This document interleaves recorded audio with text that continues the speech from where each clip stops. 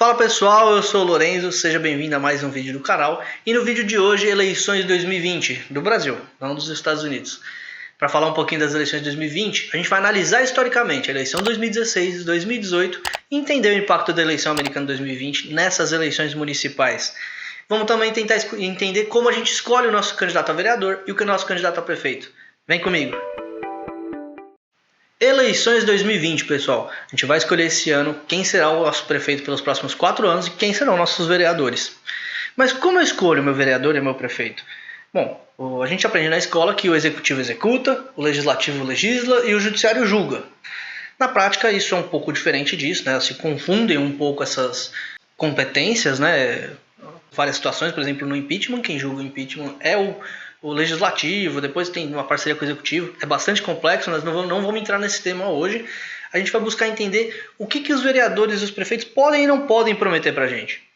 Porque algumas pessoas me perguntaram, poxa, mas o candidato disse para mim, olha, eu vou trazer um metrô aqui para a cidade, eu vou construir um hospital aqui na região, eu vou fazer uma escola, eu vou reformar a creche. Isso é verdade? O vereador pode fazer isso? Não, ele não pode fazer isso. Ele não vai construir um hospital, ele não vai reformar a creche, muito menos fazer metrô.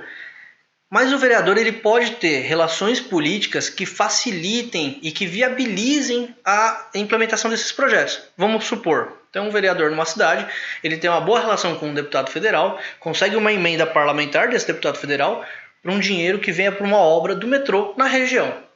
Isso ele pode fazer, ele consegue negociar com o parlamentar, pedir para o parlamentar, conversar com ele para que o deputado federal então destine um dinheiro para fazer um metrô, para fazer um hospital. Ele pode pressionar o prefeito, ele pode fazer reuniões na região, no bairro, para que o prefeito se sensibilize dessas questões.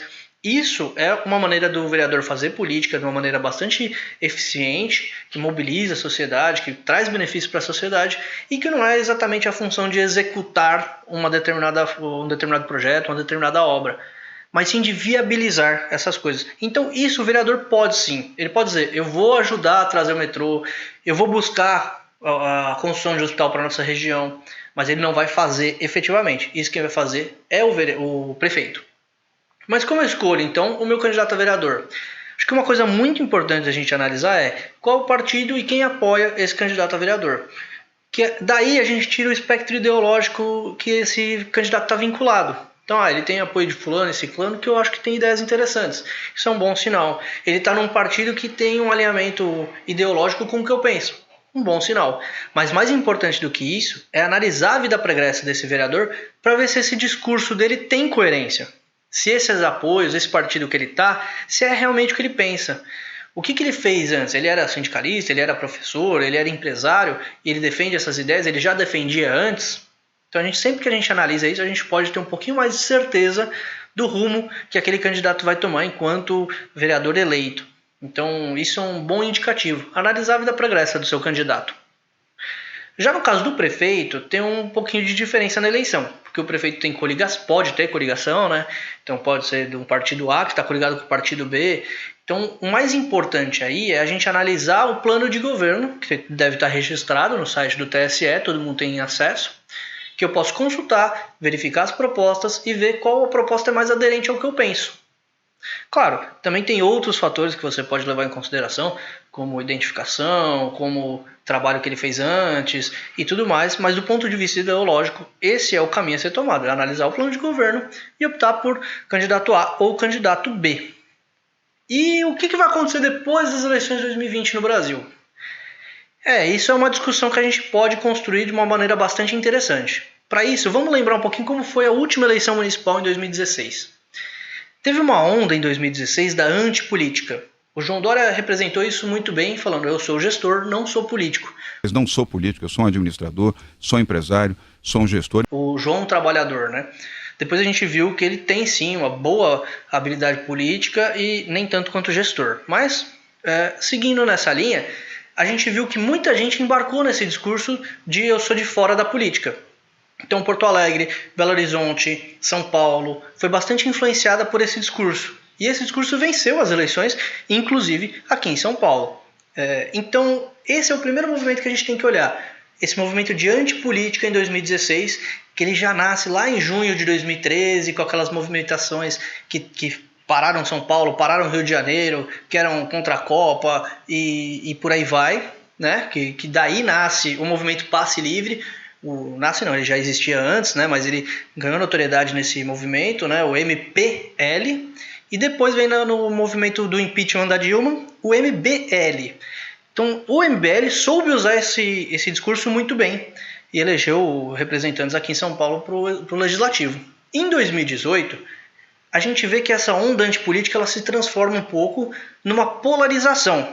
A gente sempre teve no Brasil uma certa polarização.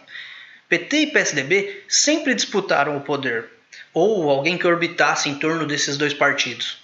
Em 2018, não. Em 2018, o PSDB tem uma baixa muito grande, né? O candidato à presidência, o Geraldo Alckmin, não conseguiu ter muitos votos, acho que não foi nem 5% dos votos. O Congresso Nacional, o PSDB perdeu muitas cadeiras e o movimento que a gente viu foi uma polarização entre Bolsonaro e algo que estava na esquerda, que orbitou em torno do Lula livre, Ciro Gomes, ficou um pouco não tão definido o expoente da esquerda, mas que depois, o segundo turno, acabou indo Fernando Haddad. Mas quando a gente olha para a eleição no Congresso em 2018, a gente vê que a centro-direita perdeu um pouco de cadeira para a extrema-direita. Então o PSL, que seria do ponto de vista ideológico, né, o bolsonarismo, um pouco mais à direita do que PSDB, do que os partidos do centrão mesmo, então a gente vê que o PSDB perde muito espaço para essa extrema-direita. E na esquerda, a esquerda ainda de uma maneira um pouco não tão organizada, mas também não desorganizada, consegue se consolidar. O PT tem uma boa bancada, o pessoal cresce um pouco, o PDT tem uma bancada, o PSB. Então você tem uma certa consolidação dessa bancada da esquerda e na direita uma reorganização desses assentos. Quando a gente vai para as eleições dos Estados Unidos em 2020, essa extrema-direita, eu estou falando extrema-direita porque é como eles se colocam do ponto de vista de valores morais, né? Essa extrema-direita perde. O Trump perdeu para o Joe Biden. E o que significa isso? Significa que essa extrema-direita se enfraqueceu um pouco. Mas isso fortalece a esquerda? Não, porque o Joe Biden não é uma esquerda. Aí seria o Bernie Sanders, né, que concorreu com o Joe Biden nas primárias do Partido Democrata e perdeu. Aí seria uma esquerda mais socialista, mais à esquerda. O Joe Biden ele está mais num centrão, num centro-esquerda e olhe lá, né? Então, quando a gente olha para as eleições municipais de 2020, o palpite que eu daria seria esse. Essa reorganização de assentos que teve em 2018, em que a esquerda ganhou um pouco mais do que a centro-direita, em que a extrema-direita ganhou um pouco mais do que a centro-direita, eu diria que a centro-direita vai voltar a ter um certo protagonismo.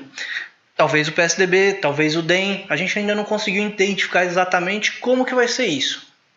Mas eu acho que a centro-direita vai ter uma certa relevância. E na esquerda a mesma coisa, a gente vai ter essa consolidação da esquerda, mas a gente vê que já não está mais em torno do PT. Hoje o PSOL tem bastante destaque, o PDT está quase indo para o segundo turno no Rio de Janeiro, o PSB tem uma boa penetração no Nordeste. Então a gente vê que existe na esquerda e a centro-esquerda como um todo uma disputa ainda de quem vai ter esse protagonismo, que até então era do PT, Lula, né? Isso está se transformando. Talvez depois das eleições a gente possa ver isso mais claramente e entender o que vai ser a esquerda e o que vai ser a direita. Então daqui uma semana, quando saírem os resultados das eleições, porque aqui é bem mais rápido que nos Estados Unidos, a gente vai conseguir analisar melhor como vai ficar esse cenário. E aí talvez entender como os governadores e o próprio presidente vai precisar se organizar para manter seu apoio até 2022. Quanto às eleições de 2020 no Brasil, acho que é isso. Se você gostou, deixa um like. Agradeço por você ter assistido até o final. Segue a gente nas redes sociais, estão todos aqui na descrição. Fica com a gente para ver mais um vídeo. Compartilha com os amigos e aproveita o final de semana, a semana inteira, vai ser feliz. E vem com a gente para o próximo vídeo.